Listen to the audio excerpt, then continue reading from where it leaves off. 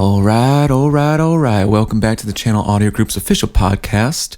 We got, as always, a very interesting one for you today about tips for communicating with event vendors. Very important. Communication is key. They've always said that, and I'm saying it now. So anyway, depending on the type of event you are planning, you'll need to utilize various types of event vendors to bring your vision to life. Juggling communication with all of your vendors can be tricky and downright daunting. Ooh. You might find yourself fretting over whether all of your contracted vendors have all of the information they need. It is critical that everyone involved with your event is on the same page.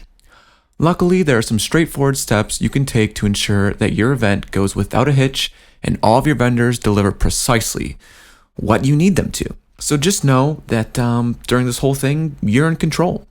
As an event planner or coordinator, you are the person in charge of the event success. Before reaching out to potential vendors, it is critical that you have already extensively researched what your event requires.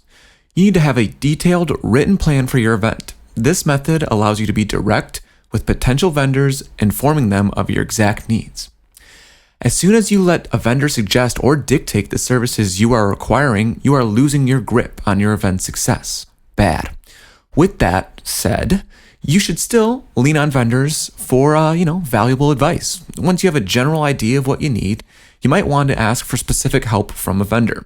For example, asking an AV company what the best powered PA speakers and mixer for your event communicates that you have a firm grip on your requirements, but are willing to accept their advice about your rental equipment. You do not need to be an expert on all of your rental equipment. That is the vendor's job after all, but you should know enough to communicate what you want from them. So let's go ahead and pick how you would communicate that. It is highly recommended that you stick to one form of communication with all of your event vendors.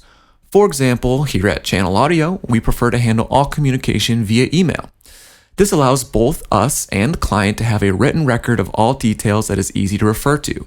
It might seem easy to fire off a quick text to your vendor, but it's imperative that you communicate professionally. No late night drunk text. No, you don't need it. In today's technology world, email is always at the tip of your fingers. Set the tone for communication with your vendors from the initial consultation.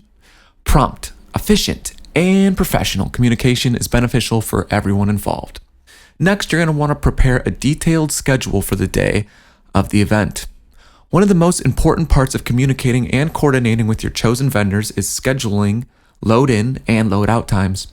Everyone involved with servicing your event needs to be on the same page regarding the day's schedule, and it is critical that you stress prompt timing with everyone. It is always useful to stagger load-in times with your vendors. If your staging, lighting, and sound companies all show up at the venue's loading dock at the same time, it can become a dang nightmare and just messy. Moving all that equipment into the site at once, not for this guy.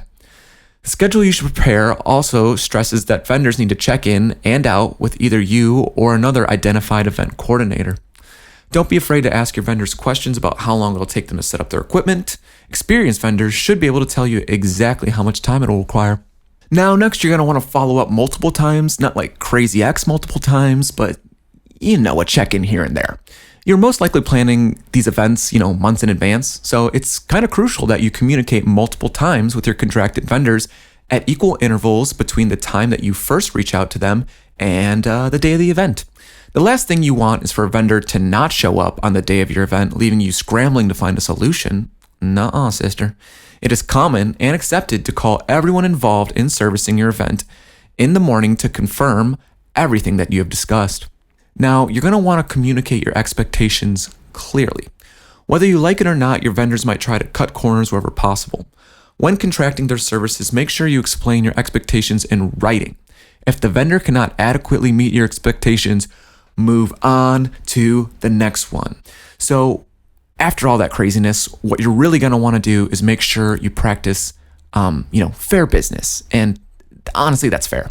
You can try and squeeze every penny out of your vendor's quote the way you want, but you need to keep in mind that many event services require a particular level of expertise that can't be found anywhere.